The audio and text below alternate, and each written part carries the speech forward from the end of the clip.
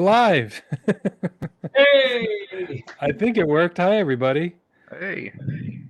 I forgot to hit live button, and then I hit it last minute. So I hope everyone saw the my favorite countdown.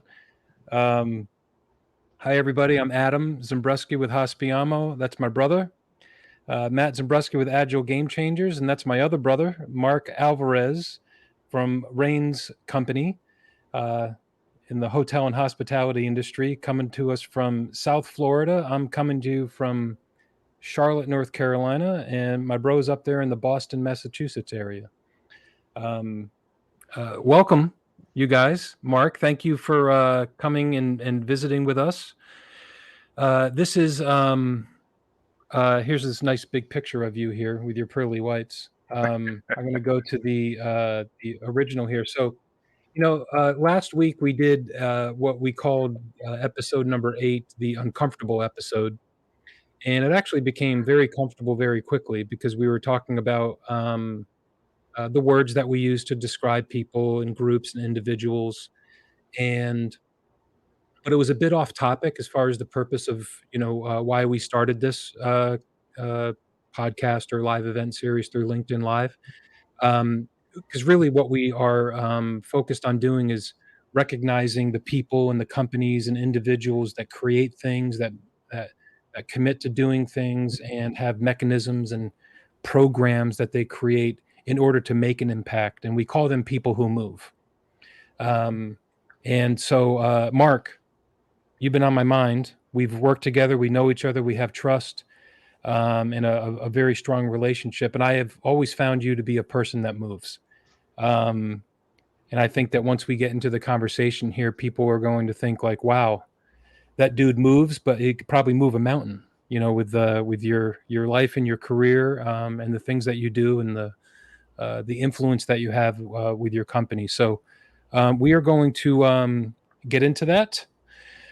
I will say, if you're listening here or watching on LinkedIn Live or on YouTube Live or on Facebook Live or on Twitter Live, we are streaming to all of those lovely platforms.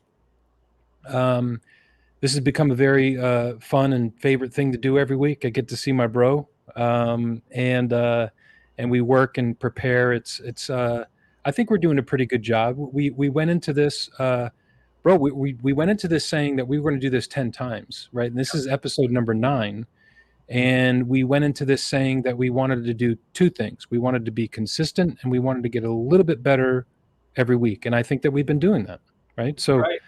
yeah, unless you want to, I don't feel like stopping at episode 10 next week. So I think we're going to keep on going. We're just getting warmed up.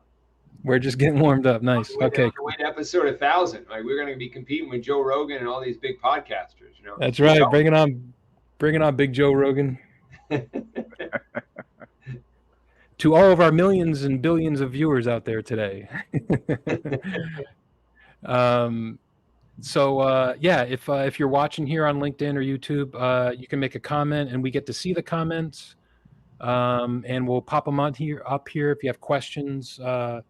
And if you know me and you have my cell phone number and you've been on this live event series before, you know that you can text me to say, hey, I got something to say. And I can text you the special private speakeasy link. And I'll just invite you into the studio and you can ask your question in person. And so, so Mark, you're in South Florida. You and I got to know each other before, during, and after COVID, the pandemic. And you're an example of somebody that I met and worked with during that very difficult time, and still difficult time. But I always cherished our relationship because we forged a significant amount of trust with each other in like the hardest of times. And for our industry, tons of changing. I mean, unfortunately, had to go through layoffs, and you and I were initially talking on the phone, maybe once every couple weeks. But then when that hit, we were on there a couple times a week and reforecasting, just it was everything became more frequent. And I think we can look back on that and say, like, hey, you know what? That was a good thing. And we actually built a friendship here. And I think that has happened throughout our industry. And I think it's just beautiful. I think there's a lot of friendships that I have and still have to this day from 9/11, from the recession. And when adversity strikes, when you can lean on somebody, it's a beautiful thing. So I've leaned on you, and thanks for being a good friend. Oh, I'm happy to be a part of your world, Adam. I truly am. It's an honor to know you. It's an honor to work with you.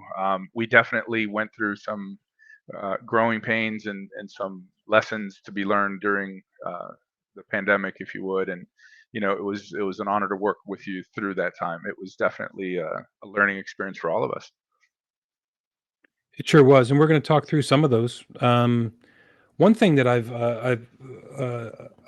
learned a lot over the past probably year and a half, and it has to do with some research that I've been doing with Hospiamo, and it has to do with just hospitality engagement. The big numbers are 60,000 hotels. We'll just focus on hotels for a moment. 60,000 hotels in the United States. Um, and at the time, during before the pandemic, about 2 million workers. And then that was reduced down to about 500,000 workers. And now we're back up to about 1.5 million workers. But the revenues and the occupancies and the rates are actually over from what we were in 2019. So, doing more with much less. There are some positives in there. The average wage has, increased. I think that was something that was long time coming. But really, at the end of the day, we are still hurting in the industry, and so the topic of engagement, of what that means for our industry. I spent some time learning about that and what that means not only to me, but what it means to the world and what it means to, for example, a hotel general manager. You in your role, Mark, you have grown from. I know that you had much experience before becoming a hotel manager and a hotel general manager, but you have risen through the ranks and become a regional director with your own region of hotels to have GMs report to you. And now you are the senior vice president of people and culture with Rain's company. And we are going to talk about engagement, particularly one. I think it might be the hardest thing to do in our industry, which is to be located in one place, you in South Florida, and to fully engage a team of leaders that are spread out across, you said, what, 6 or 7 states Six around states. the South, 6 states. It's very difficult. It's a high degree of difficulty to do, and it takes a very special company. And we're going to talk about that, right? So we're going to talk about how things come from a company, but also how you engage your team, and the fact that I just love your title of people and culture. Um, we're going to talk about what that means to you and your team. So, um, all right. So, but first, during that research, I'm gonna go through something fairly quick. And Matt and Mark, whatever questions that you have, let's just keep the dialogue open. Sure.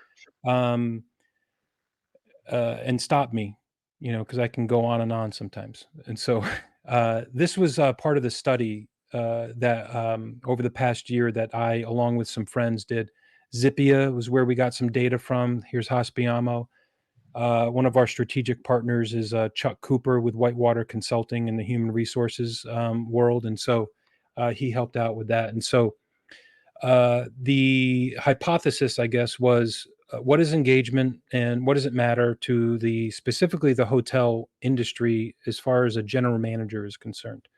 And so here's the scope for perspective: 60,000 hotels. There's 660,000 restaurants. For what the U.S. Census would call the accommodations and food service sector, that exists. That has 23 million workers today, and the compounded average growth rate over the past 5 years is 9%. and it's projected to be 10% every single year for the next 10 years, the fastest growing in the nation. And we're already down over 500,000 people. So we got some work to do. And so the topic of engagement is not going away. And so what we found, I'll say with a very small sample, was a standardized questions that we asked 150 general managers. It was over about a 10 or 11 month period.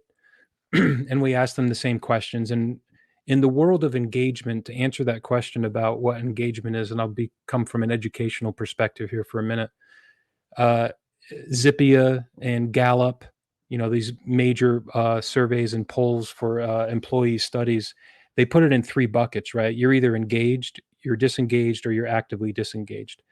And the disengaged is the person going through the motions, right? The actively disengaged is not only going through the motions and staying employed, but you're actively eroding the engaged. And so it's a significant issue there. So nationwide in all industries, Zippia's study had the engaged of 32%. Now, in our world, Mark, in hotels, you and I have done a lot of recruiting in the past. We're trying to talk to people that we find to be influential or good managers and good leaders to say, hey, come work for me. Are you interested in talking about a job? So I would put the engaged in the bucket of when I call someone to say, hey, listen, stayed at your hotel recently and I really enjoyed it. Seems like you got a great team. We're opening up a hotel across the street. If you're ever interested in interviewing or finding out more about our company, please let me know. The engaged are the ones that say, no, I'm good. Right. No, let me know if you need any help, but I'm really good here. The disengaged are the ones that say, send me some information about your company. I'd be happy to look into that. The actively disengaged are the ones like, when's the interview? Can I talk now? Can you hire me now? Right. And Let me so, step out of my office. Let me get some private time right now. Yeah. call me 24/7, right? Yeah. Right. Another way to say it is, and I had a general manager back in my Orlando days when I was a guest service manager, and he said that what he knows that what he would like is that all employees at the hotel were thinking about their job about 80 or 85% of the time. And he knows that the other 10 or 15% of the time, they're thinking about their own personal financial situation. And I never forgot that. It was like 25 years ago. Their own personal financial situation. So they're thinking about their next paycheck. They're thinking about what they're doing on their next vacation. Do they have enough saved up?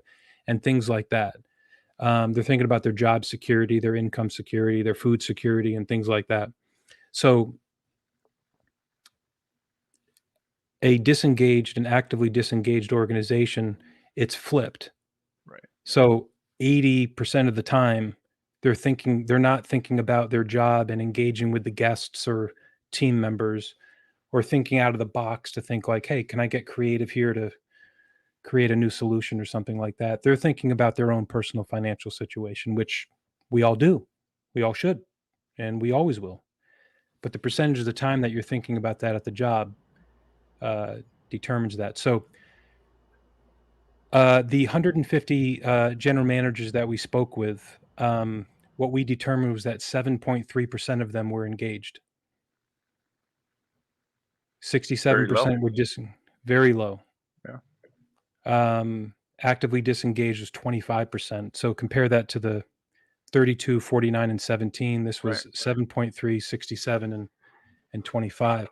Now, we went a little bit further and we started asking them questions like, why are you loyal or why are you engaged? And also, if you're not engaged, one of the questions was, if you are in these buckets here of disengaged or actively disengaged, what are some of the things that your company could offer that would make you engaged?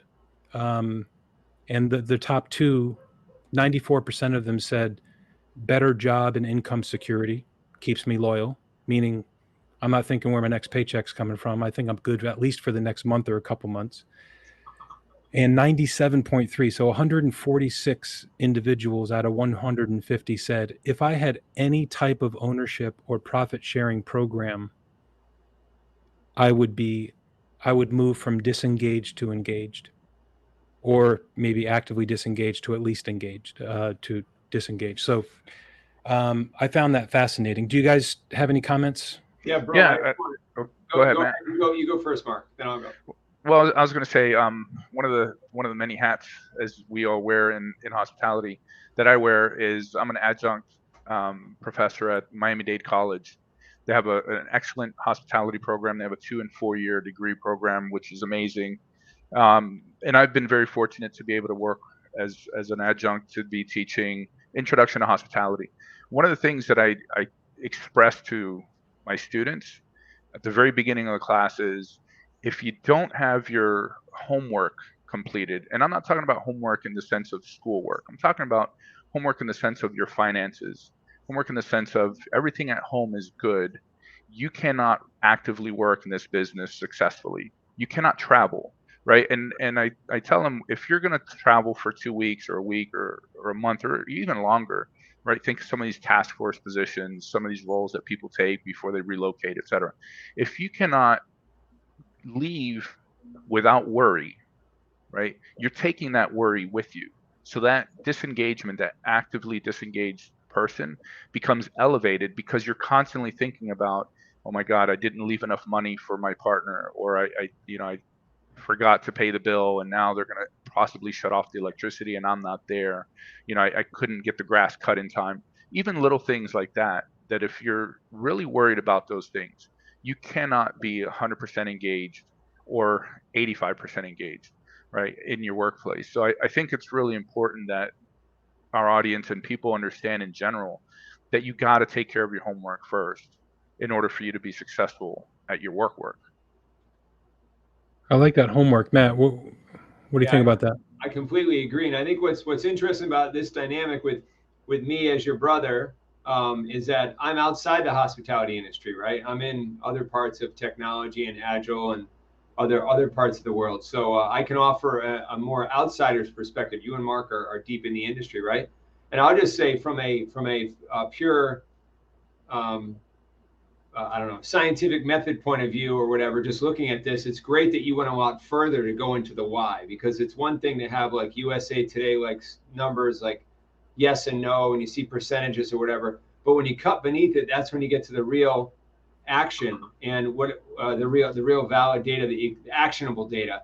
What I think is fascinating is that the way you ask those questions, I don't know how many questions you asked to get to those 4, but to get to those last 2 that are circled there, that's a phenomenal response from that number of, and I think anything over 100 people is statistically significant enough to start to draw some conclusions. Mm-hmm. And you had 150 people here. Those are 94% and 97+% for those 2 items. I mean, so I'm curious, have other companies and people in the industry asked those questions before? Or were you like the first one? They're like, boom, you hit it on the head, and no one's asked me before. No, so at our organization, we do a biannual survey, and we partner with another company to be able to ask these questions. It's all anonymous, and we just get the feedback. So we just get the data. And if anybody who does make comments, it's anonymous, so we wouldn't be able to pinpoint it, and we wouldn't want to, right? We want people to be able to say what they feel and answer truthfully, because that gives us a good metric of where we're at. And one of the metrics is exactly what Adam's been talking about: engage, disengage, and actively disengage. And we actually utilize that tool to rate where we are as an organization in general, just like this does, and also kind of a little bit of a competitive nature that we have with our general managers at our property levels to show, hey, some GMs have a higher engagement level with their teams. What are they doing? Let's talk about it. Let's share best practices so that, hopefully we can spread that culture a little bit from one property to the next. But it's a great tool. It does help us really understand, where we have some areas of opportunity. Have you asked like the owner ESOP point? Like, is that asked every year, Mark? Like when you're doing this, or is this just more unique to this twice study? a year? Yeah. So twice a year you're getting numbers on all these points. So this is Correct. So all right. Again, curious if we step back. So how many decision makers or companies or whatever in the hospitality industry typically ask that question, get probably somewhat similar results, and then don't act on it? Do they not act on it Too because many. Yeah. So it's a systemic challenge of, obviously it's a big elephant in the room. They're like, oh, the elephant's too big, we can't go there. We're going to go after the littler guy, the smaller guys, because at least we can make some progress there and whatever. But that obviously 94, 97%, that's a big deal. Like from a technology or an IT company perspective, if they saw something like that, they would say, okay, let's lean into the big one. What do we got to do to improve on the big one? And that's going to like really move the needle for us with engagement and so forth. Whereas it seems like here in the industry for the last, I'm taking a guess, for the last decade or two or more, that's probably been an important item, a very high item for employee engagement, yet there hasn't been any systemic change happen in the industry. You know why, Matt? It's an issue that people don't think translates to the bottom line, but it absolutely does. And there's starting to be a little bit more studies that are coming out, and there's a lot more discussion that's happening in our industry as far as, great team members lead to great results, and great results in a P&L are in the middle of the page, right? You can have a fantastic top line revenue number, but if you're not performing well, your bottom line is not going to be very good. It's not going to be positive. So in the middle there is where your labor is, right? And if you have Yep. a solid engaged team, they're going to do better. They're going to perform better. They're going to be more efficient.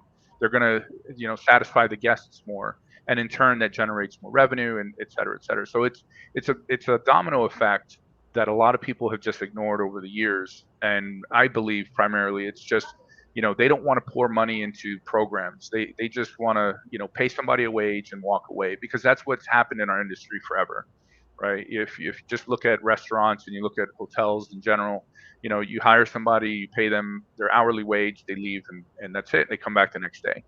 But when you start including benefits and you start including programs that give back to team members, their loyalty is something that starts to show through.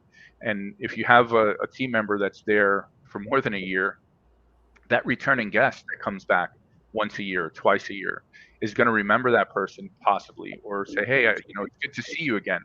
And those are the things that start showcasing into results, right? That it translates into guest service scores, it translates into bottom line. And I just don't think a lot of, or enough, I shouldn't say a lot, I don't think enough hotel ownership groups and owners are really paying attention to these numbers. Bro, I'll respond. So, that I can go deep into wormholes as it relates to research and things like that. And so, Matt knows this, Mark, but I started this this general engagement study back in 2016. Not this particular one, but the question was actually it had to do with LinkedIn. And I looked up every hotel management company, every that had a LinkedIn page. Okay, well, I think there was like 140 of them, and I did this myself. Bro. Oh man, I did this myself. I counted. The question was, one, I knew how good it felt to be recognized on LinkedIn professionally as a hotel general manager. I knew it because I was recognized a couple times, and my picture's on there, and it said, hey, just want to say Adam Zembruski did a great job at his hotel and blah, blah, blah. It felt so good. And so in 2016, I was wondering how often is that done, because I started to notice things. I said, I don't really see that a lot. So the study, and I can publish it again. It's on LinkedIn for anyone to take a look at. It's called the Digital Engagement Hotel Management Companies Using LinkedIn. And I will mention the name because I found that there was one company heads and shoulders above all else, recognizing people at the property level. Okay. Not like rah, rah, here's our company and how great we are, but it was specifically with general managers, directors of sales, housekeepers, front desk agent, and it was White Lodging. I know that you're aware of that company, Mark. Bruce White and his company. He is a legend in the business, and one of the first, Marriott franchisees back in the day. And so, and there was no second place. There was like second place was like if they had 40, which is not a lot, but they still had 40, I think, posts on LinkedIn about the people at the property level. And the next one had like 7, right? And so I did like an impact study to say, hey, what are those 40 people doing? Are they still with the company, kind of a thing? So a lot of this started with that, Matt. And so it also, so in my role in the history, for about, I've been above property, as we shouldn't call it that anymore, but I left the general manager role for a regional director role in 2007. And there's no other role that I cherished or loved more than being a hotel manager or a general manager or a front desk manager at the property every day, working with my team. And I started to get a little depressed, to be honest. I had and that around the time that I got married and started to have kids. And I said, wow, how do I do this job? I'm located here in New Jersey, and I got my hotels from Florida all the way up to New York. How do I do this and still stay married? How do I stay engaged with my wife and my kids? And even if I might have to travel, that's when I really started to change my view. And we weren't even calling it engagement back then, but I can name probably over 20 of those hotel general managers that I am still in touch with today, because we went through the recession together. And we're still very close, just like my friendship with Mark that was forged during the pandemic. That's where this way of thinking started to come up. And so I will say this, based on the findings here, and this is one page of about 80 pages of this study, right? Based on the findings, asking the questions is almost like 100%. If a hotel, 60,000 hotels in the U.S., most of them have some sort of brand attached and a license, like Marriott and Hilton. There's a lot of independent hotels that are not attached, but most of the brands are actually require you as a franchisee to at least once a year have an associate or team member opinion survey. And there are companies that can do that outsourced. And so the asking of these questions is quite popular, because they have to do it. I mean, in the digital world, it's usually done on a computer or on a phone even, and that's okay, and they ask you to do it once a year. So it is required for most of the hotels to at least ask your could be one hotel, it could be 150 hotels, or it could be 1,700 hotels like some management companies have today. And at least you do it once a year. What happens after that, there's no standard, there's no requirement for these companies to do anything with that information. I'm not saying that they don't, but what Mark just stated, this is the reason why I'm still friends with Mark and his company, Reigns, and his supervisors and the company owners who I know and respect. They do something with that information, right? So they are holding themselves accountable to doing something with that. And so I'll move on here, but the one example is, it's actually back at that same hotel that I was working at in Orlando. We did the employee satisfaction survey, and I put in there that I saw, and it was anonymous, and I put in the comments that I saw, there's a new book out there called Fish. And I don't know if you guys remember the Fish training, the Fish with the exclamation point. You and I went there, bro. We went there. Yes, Remember? exactly. Yeah, We went there. Yep. visited. And we went there because it was, yeah, anyways, this is in the late 90s. And I said, I wrote on there anonymously that there's this new book out there called Fish Training. And it was all based on the Seattle market where they threw fish to each other and they had fun. It was like, have fun at work. You can have fun at work. And I said, there's a new fish training out there. And I would love to see if we can do something like that for our team. It was like the next week that there was like a memo that came out from corporate. This is with Interstate Hotels, back when they were based in Pittsburgh, when they had about 100 or so hotels. And the memo came out from there to the general manager, and they said, we received some feedback about this training, and we're going to do it. We're going to schedule it for next month. And then these professionals from their team, employees from Interstate, from Pittsburgh, that were employed in the human resources department, that were trainers full time. I'm saying that with sarcasm because most of those jobs are gone, right? Yeah. So they don't exist anymore. So they were able to implement that. And then within the next month, it was like the best training that I ever attended. So much that 6, 7 years later, Matt, I was like, man, we're going to be in Seattle. We have to go visit the fish market, And so it was a very impactful thing. So how that made me feel was like, wow, they're listening. Like they actually read this survey and said, that's a good idea. Let's do it. So I'll tell you that I still remember that. And I that's why I mentioned the name Interstate. They're no longer Interstate. But that culture, that was 25 years ago. And a lot has changed in the franchising world. Back then, Marriott and Hilton, two wonderful employers in hospitality, still are today. They were managing a really good percentage of the hotels at the property level. So the people that worked at the property level were actually employed by Marriott, who invented the service profit chain, essentially, right? Take good care of your team members. They'll take care of the guests will return. The profits will come in line. But over the last 25 years, this study, part of the 80-page study that I did, Matt, was all about busting through and breaking up and dismantling, deconstructing the profit and loss statement for thousands of hotels. And what we came up with, the fact that it absolutely matters. So these numbers, and I mean, it's off the charts how expensive it is for companies that don't engage their employees and especially their managers at the property. So it's out there. I studied the broader industry, bro, across like hospitality, across all industries.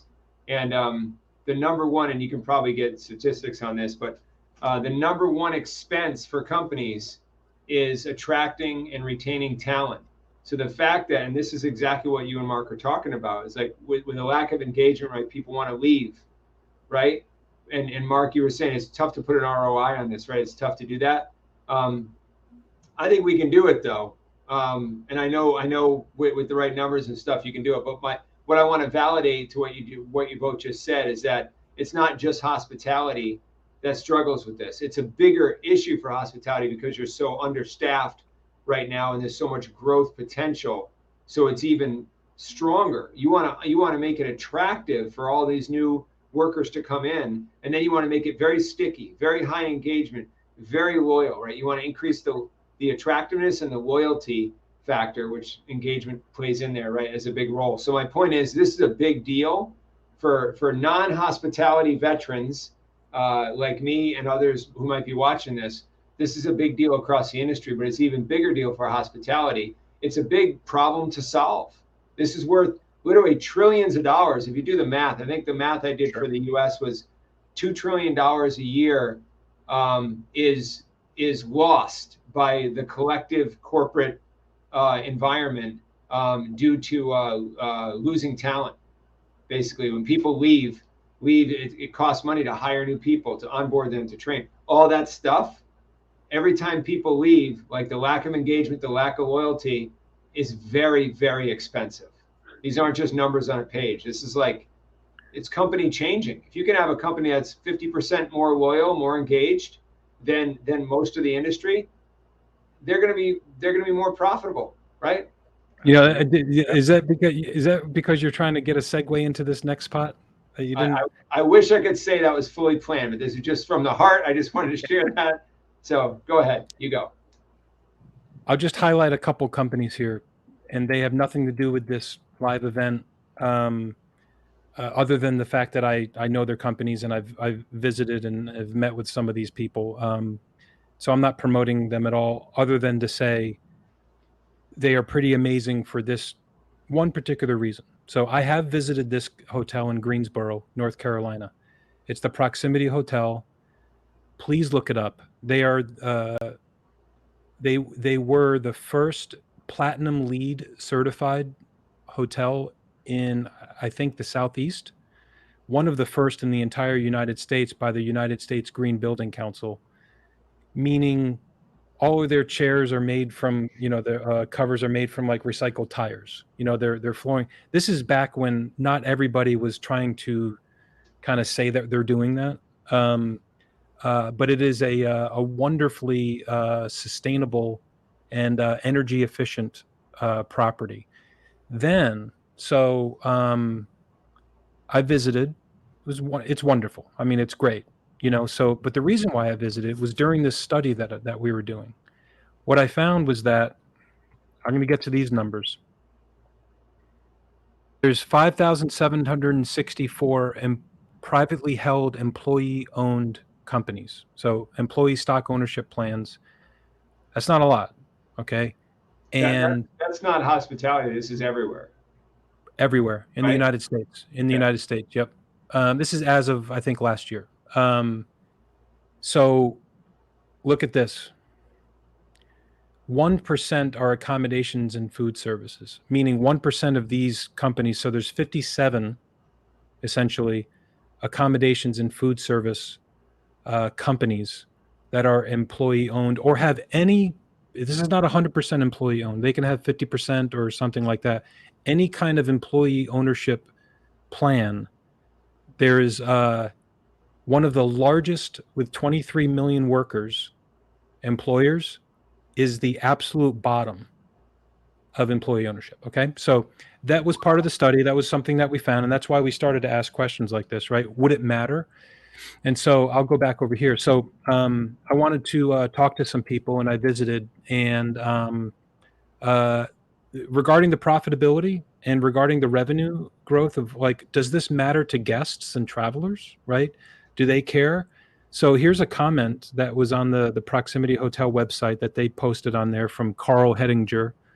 I'm always like kind of sensitive. I want to make sure that people get their own credit. So from NC Tripping in 2019. So I'll skip over, but they said it was amazing.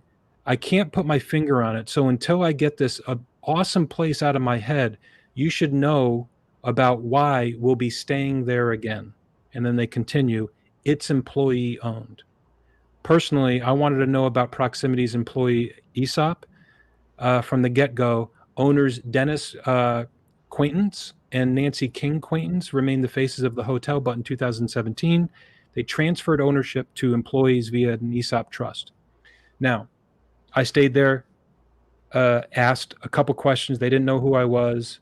The service was fine. It wasn't like I was blown away.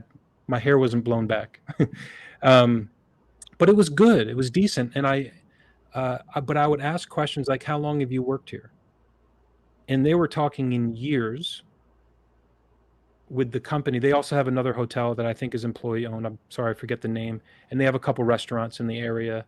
And so they were talking like, well, I started as a server at the restaurant, and then I was a front desk agent, and now I'm a manager, and I moved over here. And so one of them left for college, came back, got a certification with them that they paid for, right? So all these stories I started to hear about what that is. And so what I learned, I didn't know really that much about employee stock ownership until a friend of mine from Choate Construction told me about what they did in 2016, I think. So Choate is a very popular and very busy construction company that's based in the Southeast. And again, they they don't know that I'm talking about them on this. I'm going to let them know that I mentioned them, but I have tons of respect for Choate. They converted to an ESOP, or employee ownership, and I think it's 2016. And the reason why I bring that up, they don't only specialize in hotels. They do everything from, land development all the way up to, huge office buildings and shopping plazas. And Dave Priester's the founder and CEO. And he, along with his partners, another gentleman that works there is Scott Harris, who's been a somewhat of a mentor of mine. He's a very good person. So the now, my opinion, okay, in the hotel industry, I've been working on some new developments with hotels, and so I deal with a lot of construction groups, renovations. And there is a general sense, definitely since COVID, but even before COVID and the pandemic, that it's very difficult to, people are always complaining and challenged with construction costs and construction timelines, the supply chain and things like that. And so companies like Choate and companies probably like Rain's company, like that Mark represents, I know several others. They definitely are affected, but they're not thrown into the basement and possibly go out of business because of a pandemic, because this particular reason is because they chose to do this before it happened. And so I still see a lot of Choate signs out there in the Southeast. That means they're getting work, they're getting jobs, they're employing people in the construction industry. And if you go back to this, they were one of the leaders. Sorry, here, look at construction at 15%. During this research, construction was like somewhere down here like 15 years ago, and now it's up here at 15%. And so I would, and a hypothesis to go deeper into that would be like, are the ones that are employee owned or have some sort of portion or even profit sharing plan for their team members and workers, are they hurting as much with hitting budgets and hitting timelines and getting contracts than others? I would say no. I don't think that they're having as much trouble. So do you guys, hey, LinkedIn user says you love this. I love positive feedback on this. It just means someone's not logged in, so it shows up like that. That happens. Yeah, log in, LinkedIn user. We have a fan. Yeah. So, Yeah, Adam, I tell me what you think, Mark. Talk a little bit about what we did during COVID and also just in general. So at our corporate level, during COVID, obviously we know that a lot of jobs were displaced. Just it happened right across many industries. Our industry was, devastated. One of the things that our partners did in the former company that we worked for, which was HP Hotels, is they were very clear with us, and they said, look, it's going to be very tight. We're going to freeze certain things in pay and benefits, but we're also not going to take any money, and we want to make sure that you guys get paid. And that was a big thing, right? Wow. The principals of the company said, we are not going to take any money. We're not going to get paid, and that's on us. We want you guys to get paid first, and we will be able, by doing this and by eliminating some of the plans and benefits that we have in place, we will be able to sustain payroll for X amount of time. If you're okay with lasting through that X amount of time, we'll figure out what's the next step. And this was before the PPP funding and all that stuff was even put in place. So the fact that they said we put you first was paramount. But they also came back and they had said, even afterwards, they said, we want the corporate team to participate in a different bonus structure than everybody else. We want everybody to have some kind of participation. So, if the company does well, we all will do well. So here you are sharing in profitability, and you're also sharing in the agony. with the principals, the decision makers in an organization, and that says volumes about a company. So when you see an ESOP, you understand employee owned organizations, you understand that they have skin in the game. But when you have a company where people aren't owners but they are being treated as such, it also makes a difference. Yeah, I don't want to I want to clear that up. When I was referring to ESOPs and employee stock owned plans, that's a very specific thing. Right. But some of those, our study was into profit sharing, like you mentioned, Mark, and any form of what you call employee ownership, and what you described is a form of employee ownership. Right. It's when, in that example, that's the owner or the majority company owner saying, "I'm not going to take a salary," and technically they're not giving you money, but they're allowing you to maintain your own income security by giving up some, and that is absolutely employee ownership. That Yeah. is bringing some. So I applaud your company owners, like you said, HP Hotels that eventually you merged with Rain's company. So shout out to Rain's company. Shout out to Kerry Ranson. Um, and he's who I got to know quite well during that pandemic time either too. So, you know, I love it. And that's what we're doing here. Okay. So we're recognizing companies and people who move. And you moved me to chills, Mark, by sharing that. Because that means a lot to me personally, but it also means a lot to tens of thousands of people out there, gives them hope, and says like, wow, there's companies out there like that. So if you are in a situation in the hospitality industry, can't give a better recommendation than what Mark is saying for me to say, give Mark a shout.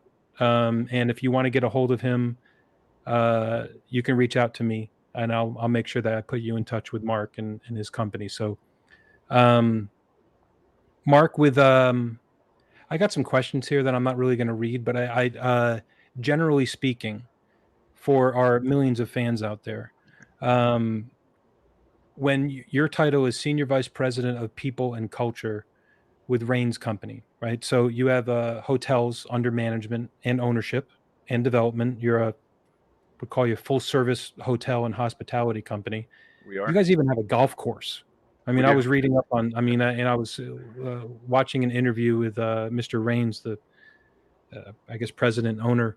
And it's when people think hotels or hospitality, I mean, it's service, and I think it's the coolest thing. So, um, what does that mean, people and culture, as far as your role there at the company? What does that mean to you? What does it mean to the company?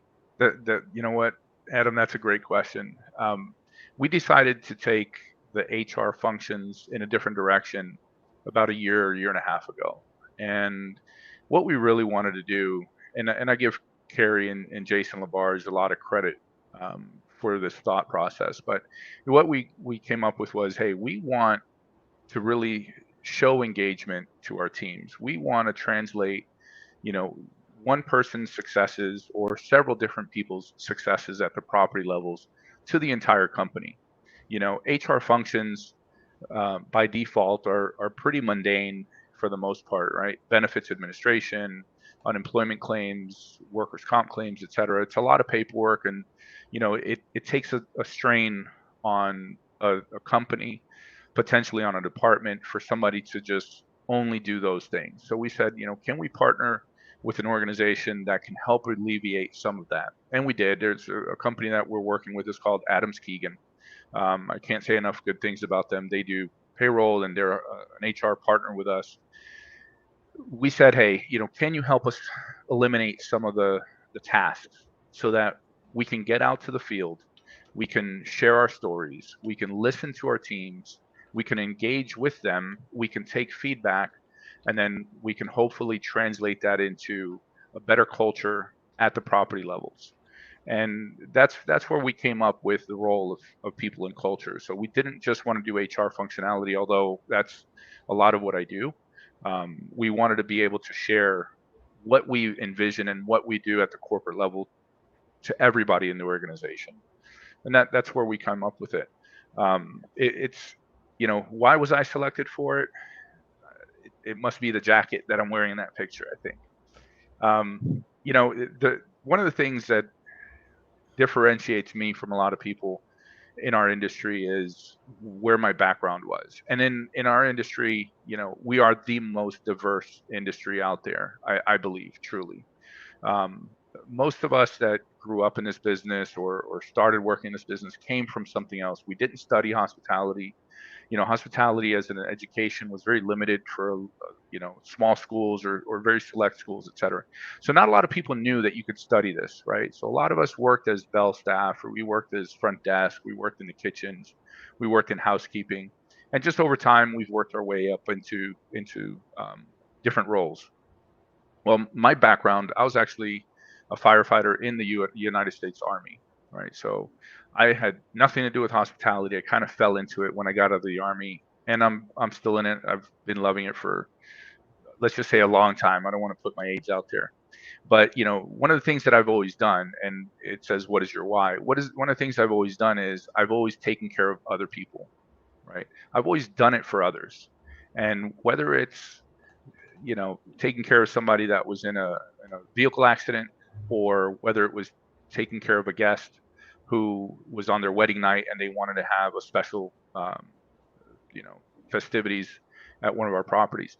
It was always taking care of somebody. And then I figured out in the leadership aspect of the roles that I started working in was, hey, I'm not only taking care of guests, but I'm taking care of my team.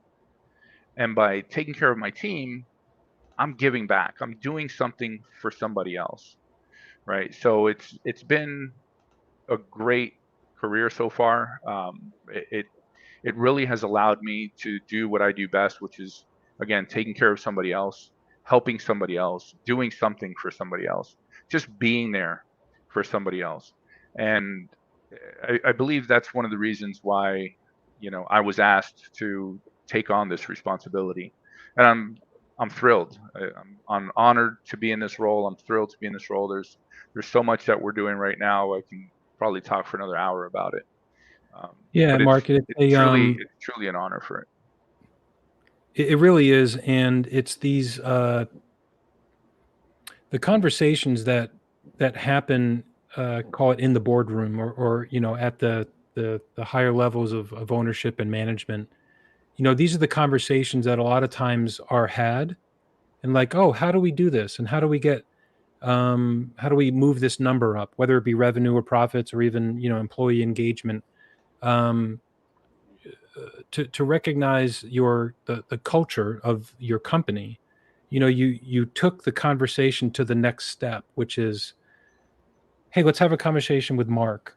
Right, look at his background: firefighter, U.S. Army, hotel manager, and helping people. And I have applied for human resources directors roles before, right? And on paper, it looks like a hotel general manager is a lot like a human resources manager, a human Truly, resources director. Um, absolutely. and it was always very. I never got hired for one. I mean, but I was like, man, I can do it. I can be a trainer. Do you when you made that transition? I mean, I want to have a whole episode and talk about your transition from being in the U.S. Army firefighter, saving lives, and what you're still doing, and now what you're doing now. I just think that's amazing. But going from operations, call it, to human resources, are there any certifications or uh, more education that you thought that you needed in order to make that transition? Adam, I was never really a fond collegiate student. My college experience was different, right? I went to the military. I did get my associates. I did get my bachelor's when I was finishing up my military career, and then I decided, you know what, I'm done. And I didn't think I needed to do any more schooling. I thought I was good. Fell into this career. I loved it, and I was like, okay, I'm good. I'm learning as I'm going. I don't need to study any hospitality. I'm just doing it. And a couple of years ago during COVID, I was fortunate enough to get accepted to the University of Miami for my master's. And so I was able to obtain my master's degree during COVID.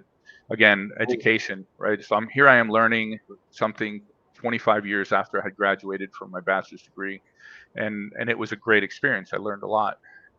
When I was thrown into this role, not thrown into, when I was fortunate enough to land into this role, I said, okay, what else can I do to learn more? Because as you just said, we do a lot of HR functions in our industry. We wear multiple hats, and I've learned a lot of the HR functionality over the years.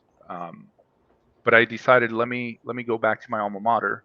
So I researched University of Miami, and there's a program. It's a certificate program that's about 10 months long, and it's HR related, right? So it's a specific HR certificate program. I'm currently enrolled in it.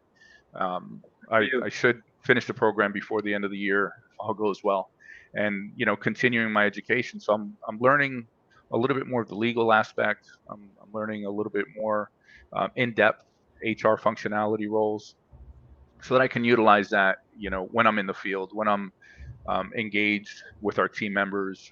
I have a little bit more knowledge now, and I'm, continuing on my education. So when people tell you, and this is to everybody, when people tell you education never ends, I never believed that. I thought, okay, I'm good, I'm done, but it truly never ends. And it's an ego killer sometimes to realize that you don't know anything, right? But it's eye opening, and it's rewarding to continue to learn. You're quite amazing with your story, and we need to go deeper with you, Mark, and your history and the people that you know and that have helped you through it. I want to ask you about um, a scenario if somebody is, let's say, a hotel general manager and responsible for a team of employees, um, yet doesn't have some of the uh, hard knowledge of HR compliance, like some of the classes and certifications that you're going through right now. Is there any particular resource besides SHRM, the Society for Human Resources Management is one that's nationwide? If they're in a bit of a rut, and as a hotel GM, yet they are good and they care a lot about people, human resources functions are extremely important. And I'm a little bit concerned for the future of the industry, the numbers that we're looking at, right? If we're going to go from 23 million people today, 50 million people in the accommodations and food service, that's a lot of managers.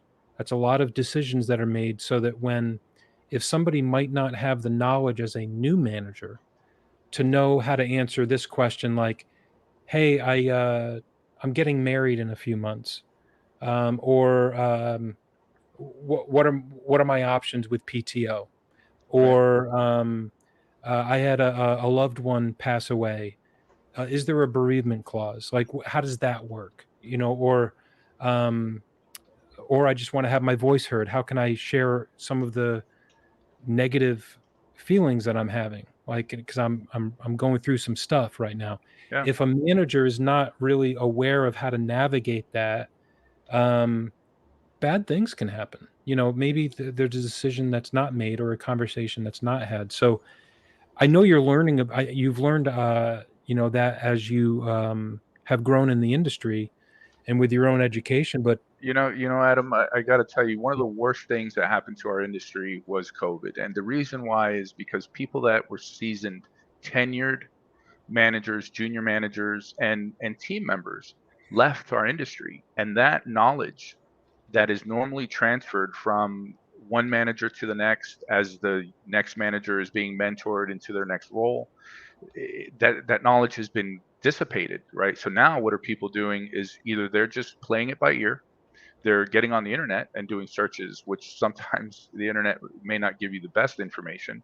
They're relying on other friends and colleagues, and they're not really getting institutional knowledge, which is a travesty for our organization, our industry. When you have people that are 10, 15, 20-year veterans that have this type of knowledge, not able to share that anymore. And the younger generation of hoteliers are looking for that guidance, or should be looking for that guidance. If they don't even know they should be looking for it, that's an even bigger problem. So, organizations like yours, Adam, that has a voice, I think it's critical to be able to get this out there, to talk with our team members. Again, seasoned managers, junior managers, everything, because the risks that are involved for organizations for having HR decisions made by people that don't fully understand what the ramifications are huge, right? So even something as simple as an interview, we've all interviewed people for years, and we know there's certain questions that legally you cannot ask. But if that institutional knowledge has not been shared with somebody, someone may make a mistake and start off the hiring process incorrectly, which now becomes a problem down the line potentially. So, the travesty of institutional knowledge being gone, I wish it would have never happened. So now what we have to do is we have to utilize platforms like yours. We have to get the word out. We have to continue to train. We have to continue to educate, and we have to continue to provide mentorship opportunities.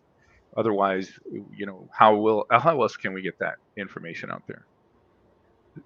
Thanks for that encouragement, Mark. That is what we're doing, and that's why we're doing it.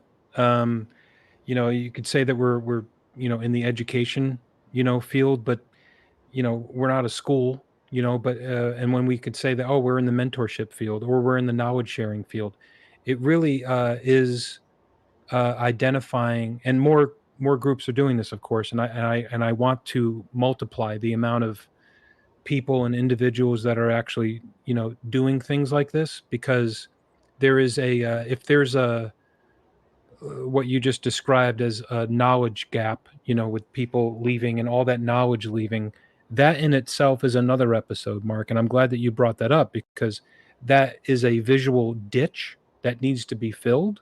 Yeah. And it's still a ditch. Like, it's not being filled. It's being filled with human beings, getting jobs, and that's a good thing. But the knowledge, institutional knowledge, as you describe it, is it's a very long-term concern. And profitability is, revenues, those are very short-term concerns. And so that's what we're trying to work on. So thanks for that encouragement, Mark. And it's conversations like this that I think can help not only ourselves and my team, your team, my brother Matt, but we have Evelyn here that is the LinkedIn user. She said, "It's me. It's Evelyn." Hi, Evelyn. We've all seen Evelyn. Evelyn was on episode 2. I will tell you that, Mark, if your family, and bro, your family, so is Evelyn. She's a powerful, empowering leader in hospitality. And I've learned a lot from her, and it's conversations with her, even just like this, Mark, that are so valuable. So I got to jump to the next meeting. You guys keep going. This is great. Mark, it's so great to see you. It's good to see you, Matt. Sounds good. Take care. Conversation going. Thanks, bro. Love you. Love you. So, Mark, we can wrap up. Anything? We're both in the hospitality service industry. Is there anything that I can do to serve you? Anything that you know what, Adam, what you're doing, again, what I just told you is exactly what we need. We need more voices. We need to share the fact that hospitality is a great industry to be a part of. It's an amazing career. You can do anything you want in this industry. If you want to work in accounting, or you want to work in finance, or you want to work in HR, or sales, or operations, there's so many ancillary parts of our business that people don't even think about, right? So we have to really get the word out. Hospitality to most people isn't sexy, right? It's not a cool thing. It's not the professional athlete route. It's not the medical or lawyer route. But you can fiscally do exceptionally well, right? A lot of people do extremely well for themselves in our industry. You can have a great travel career. You can do so much, but we don't get that word out, right? The unfortunate part is it's not marketed enough. It's not told enough. And you have the numbers, Adam. 23 million. It's staggering the amount of people that actually work in this business. And people do rotate. Obviously, some people are working their way through school and then they go into different careers, but they still have a thumbprint in our industry. And the only way that we can keep that thumbprint going and activated is by people like you that have a voice, that want to share that voice, that bring, others onto their platform and want to have conversations about it, and have serious conversations, sometimes difficult conversations, but it has to happen, right?